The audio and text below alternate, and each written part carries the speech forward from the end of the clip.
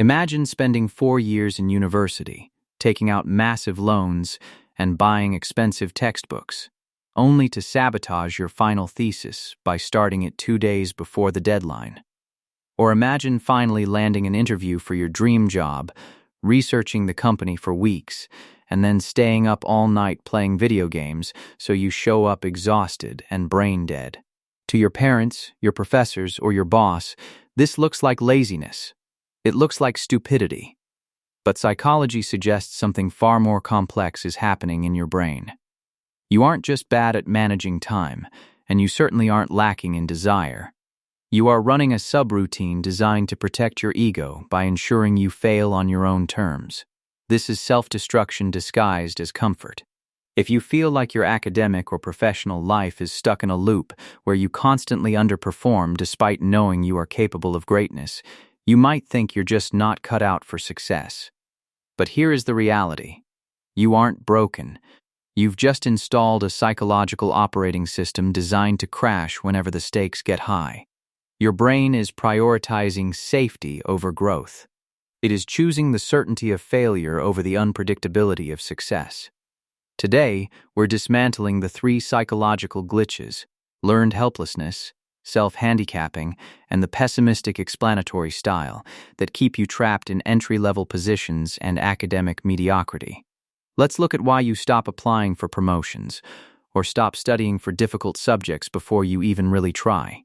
In the 1960s, psychologist Martin Seligman discovered a mechanism called learned helplessness. In a famous experiment, dogs that were exposed to small shocks they couldn't escape eventually just laid down and accepted them.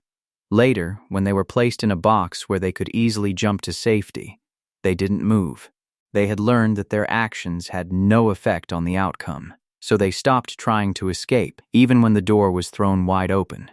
This is the psychological state of the stagnant employee. It's not that you can't learn the material or master the skill. It's that your brain has learned that effort equals pain without reward. Maybe you had a teacher who failed you no matter how hard you studied, or a boss who stole credit for your work regardless of your innovation. You generalized that specific failure into a universal law. To your brain, passivity is a survival strategy. It's an energy-saving cheat code. You aren't avoiding the work, you're avoiding the disappointment that you believe is inevitable. But what about when you do have control, but you sabotage it right at the finish line? That's the second glitch, self-handicapping. Imagine you have a critical board exam tomorrow. A healthy brain prepares. A chronic failure brain decides that now is the perfect time to reorganize the entire file system until 4 a.m. Why? Because your ego is fragile, and it needs a shield. Consider the logic. If you study your hardest, give 100% of your energy, and still fail, that is a direct hit to your self-worth. It means you weren't smart enough. It confirms your deepest insecurity. But if you barely sleep and don't prepare, if you fail, you can say, "Well, I was tired. If I had tried, I would have crushed it." You are creating obstacles, so you have a built-in excuse. You don't want to fail, but you are terrified of testing your intellectual limits and finding them lacking. So, you never actually test them.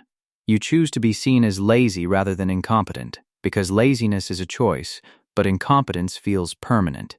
Finally, let's look at the narrator living in your head, your explanatory style. This is how you explain bad events to yourself. When a resilient person fails, they see it as temporary and specific. The chronic failure uses the 3 P's of pessimism: personal, permanent, and pervasive. First, personal, you tell yourself, "I didn't get the job because I am unlikable," rather than acknowledging a lack of preparation or bad luck. Second, permanent, you say, "I will never understand this industry," treating a temporary rejection as a life sentence. Third, pervasive, you think, "Because I failed this test, I'm going to be poor forever."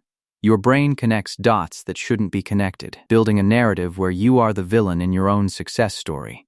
You aren't just failing a task. In your mind, you are a failure. So, how do you uninstall this malware?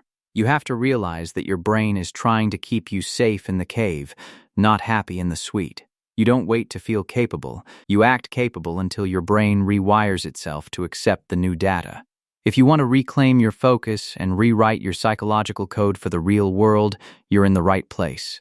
Subscribe to Reality's Hub for more insights into the psychology of modern life. I'll see you in the next reality.